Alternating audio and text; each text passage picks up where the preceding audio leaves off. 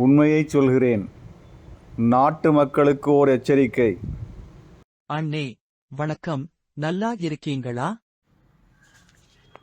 வாடா வாங்காத்தலையா, இன்னைக்கு என்ன பிரச்சனையோட சந்தேகத்தோடு வந்திருக்க? நாரதரோட ரொம்ப மோசமாக கலகம் பண்ணுறடா. அண்ணே, ஒரு பெரிய பிரச்சனைக்கு தீர்ப்பு சொல்லுங்கண்ணே. என்னடா இது? சொல்லுடா. எனக்கு தெரிந்தவரை நடுநிலையோடு யோசித்து முடிஞ்சா தீர்ப்பு சொல்கிறேன், இல்லன்னா தீர்ப்ப தேதி குறிப்பிடாமல் பல வருஷத்துக்கு ஒத்திவைத்து அந்த பிரச்சனையை அதுக்கப்புறம் மக்கள் மறந்து. அண்ணே, உங்கள் நெருங்கிய நண்பர் இசையமைப்பாளர் முத்துராஜ வழக்கு பற்றி அண்ணே. அவர் தான் இசையமைத்த பாடகர்கள் யாருமே மேடையிலோ விழாக்களிலோ பாடக்கூடாது அப்படின்னும் வேற படங்களில் ரீமிக்ஸ் பண்ணக்கூடாது அப்படின்னும் ரொம்ப கோபப்படுகிறார்.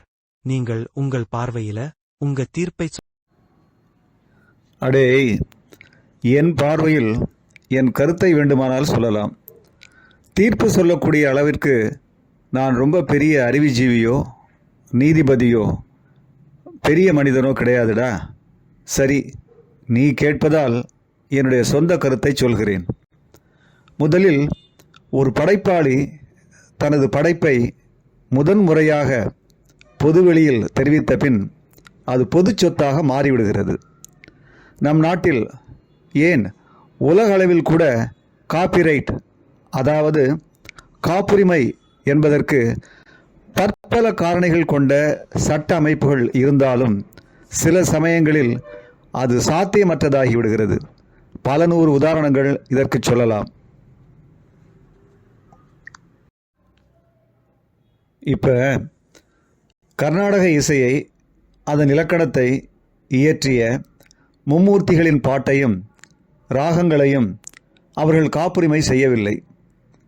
அந்த பாடல்களை அந்தந்த ராகங்களிலேயே அப்படியே பயன்படுத்தப்பட்ட பாடல்கள் எத்தனையோ.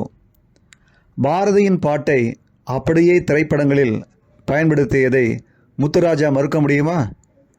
மும்மூர்த்திகள் அல்லது பாரதியார் தற்போது உயிருடன் இருந்து அல்லது அவர்களின் வாரிசுகள் உயிருடன் இருந்து காப்புரிமை சட்டத்தை முத்துராஜா மீறிவிட்டார் என்று வழக்கு தொடுக்க முடியுமா?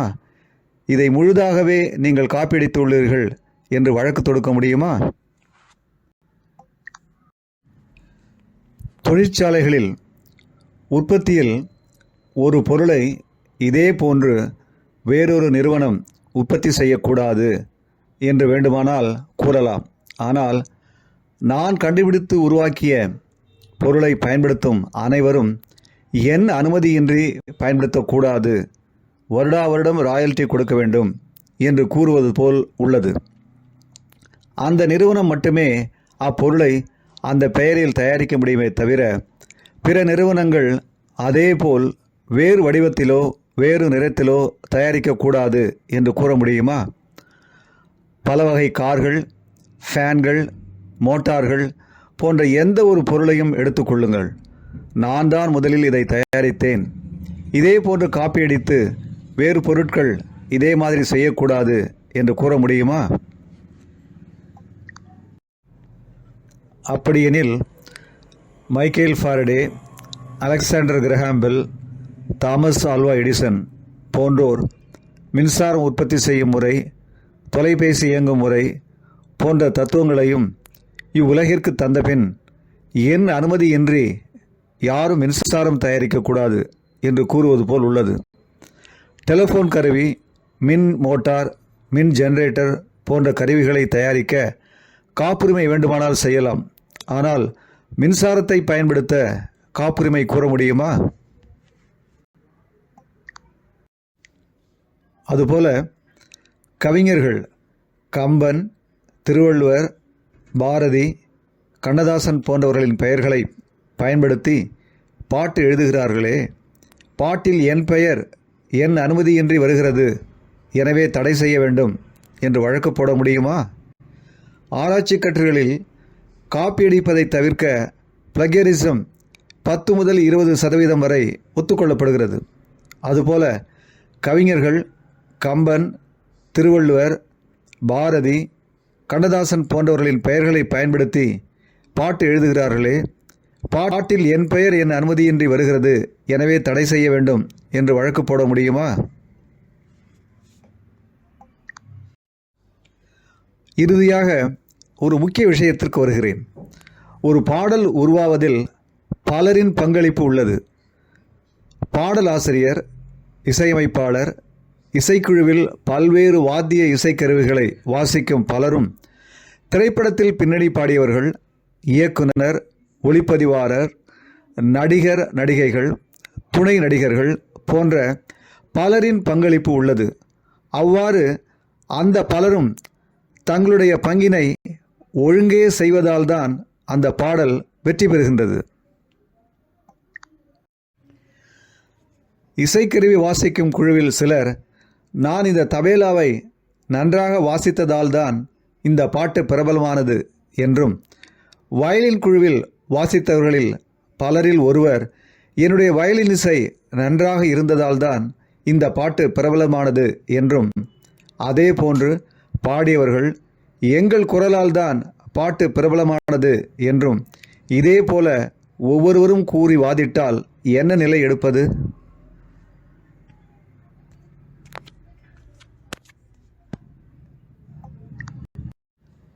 எனவே தனிப்பட்ட ஒரு நபரின் ஆராய்ச்சி கட்டுரை, புத்தகம், பொறியியல் கருவிகள் புதிதாய் கண்டுபிடிப்பதற்கு வேண்டுமானால் காப்புரிமை பொருந்தும்.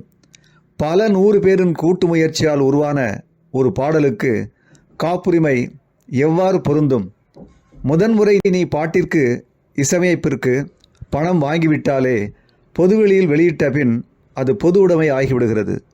பிறகு காப்புரிமை, ராயல்டி என்றால் அது கிடைக்கப் பெற்றால் அது அந்த பாடல் வெளியீட்டில் ஆடியோ, வீடியோ, இசையமைப்பு போன்ற பல துறைகளில் பணியாற்றிய பல 100 பேருக்கும் பகிர்ந்து தரப்பட வேண்டும்.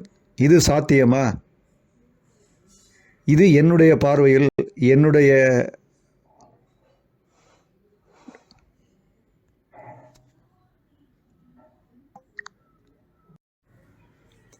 தமிழை கண்டுபிடித்த முதல் மனிதன், இலக்கணம் வகுத்த தொல்காப்பியன், இசைக்கருவிகள், இசை இலக்கணம் தந்தவர்கள், நான் கண்டுபிடித்ததை யாரும் பயன்படுத்தக்கூடாது என்றால் நீ அம்மா என்று கூட பேச முடியாது.